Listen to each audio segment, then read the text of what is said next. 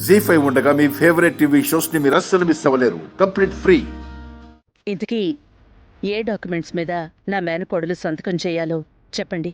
ఆ ప్రొసీజర్ అంతా నేను పూర్తి చేస్తాను. Okay madam.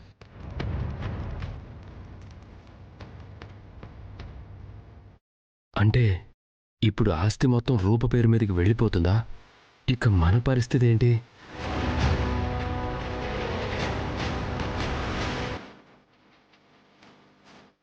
సుమా, లాయర్ గారు వచ్చారు, కాఫీ తీసుకురా. అబ్బాయి నాకిప్పుడే వద్దండి, నో ఫార్మాలిటీస్. సరేనండి, పని పూర్తయ్యాక నేనే మీకు ఫోన్ చేస్తాను. అలాగే మేడం, ఉంటాను సార్. అన్నయ్య, లాయర్ గారు. చంద్ర, కొత్త కార్ బుక్ చేశాం కదా, డెలివరీ ఎప్పుడు ఇస్తారో కనుక్కో. సరే అక్క. సుమా, తమ్ముడు డల్గా ఉన్నాడు, ఏదైనా జ్యూస్ తెచ్చివు. సరే వదినా.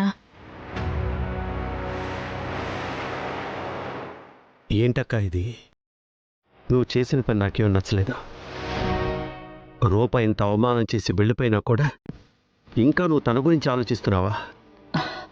ఎంత కాదనుకున్నా వద్దనుకున్నా తను నా మేనకోడలు తమ్ముడు. బంధాలంటే ఎప్పటికప్పుడు తెగిపోయేవి కాదు, మట్టిలో కలిసిపోయేదాకా అవి మనల్ని వెంటాడుతూనే ఉంటాయి. ఇష్టమైనా కష్టమైనా మన బాధ్యతల్ని మనం నిర్వర్తించి తీరాల్సిందే కదా. నీ ఇష్టం వచ్చినట్టు చేయక. ఆ పేరు తలుచుకుంటేనే నాకు ఒళ్ళంతా కంపరంగా ఉంది.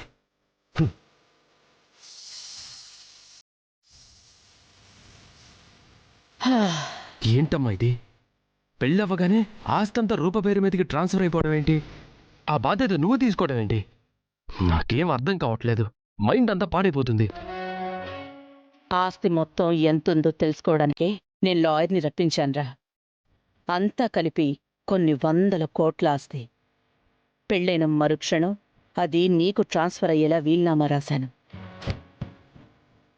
ఆ విషయం నాకు ఈ లాయర్ ద్వారా తెలిసింది.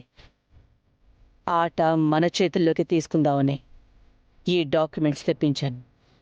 రూప పెళ్లి నీతో జరిపించి అప్పుడు ఆస్తిని నీ పేరు మీదకి మార్పిస్తాను. అప్పుడింకా ఏ సమస్య ఉండదు. ఆ రాజుగాడు మనకు అడ్డుగా ఉన్నాడు కదమ్మా. అడ్డు తొలగించుకుందాంరా. చెయ్యాల్సిన పనులన్నీ ఆర్డర్లో మొదలు పెడదాం. ముందు రూప దగ్గరికి వెళ్ళి ఈ డాక్యుమెంట్స్ మీద సంతకాలు పెట్టిస్తా. తర్వాత ఆ రాజుగాడిని ఫినిష్ చేద్దాం. నెక్స్ట్ టైం రూపతో నీ పెళ్లి జరుగుతుంది. ఫైనల్గా ఈ ఆస్తి మన సొంతం అవుతుంది. ఈరోజు దశమి, మంచి రోజు.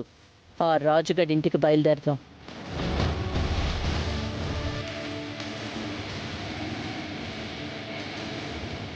జీ5 యాప్ డౌన్లోడ్ చేసి అన్ని ఎపిసోడ్స్ పూర్తి ఉచితంగా చూడండి.